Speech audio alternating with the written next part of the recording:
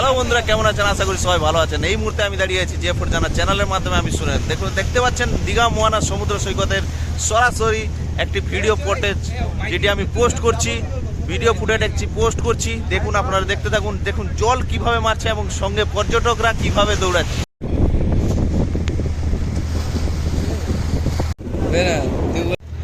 দেখুন এই মুহূর্তে দীঘা মোহনা সমুদ্র সৈকত থেকে দেখতে পাচ্ছেন একের পর এক लॉन्च माछ ধরার উদ্দেশ্যে रवाना হচ্ছে একটা একটা করে। तो गाइस जैसे कि आप लोग देख पा रहे होंगे, एक एक स्पीड बोट ट्रॉलर जा रहा है फिश पकड़ने के लिए, रवाना हो रहा है। क्योंकि ज्वार अभी हो गया है और ज्वार होने का कारण में जो नदी है वो नदी में पानी गहरा आ चुका है और इसका वजह से सभी जो ट्रॉलर है एक एक करके बीच समुद्र के लिए रवाना दे रहा है।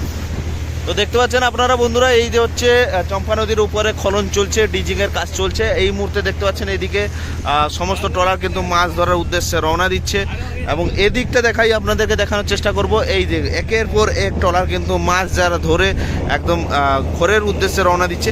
এইটা হচ্ছে ঘরের দিকে আসছে, এটা যাচ্ছে মাছ সমুদ্রে মাছ ধরার জন্য। এবং সঙ্গে দেখতে পাচ্ছেন ভাইয়েরা এসছে মোহনা এনজয় করার জন্য, ওনাদেরকেও কিছুটা দেখালাম। এবং এই মুহূর্তে আপনারা দেখতে পাচ্ছেন আজকের দীঘা মোহনা সমুদ্র সৈকতের পর্যটকের ভিড় কিন্তু প্রচুর ছিল। সঙ্গে সকালে লাইভও করেছি আমি একটা।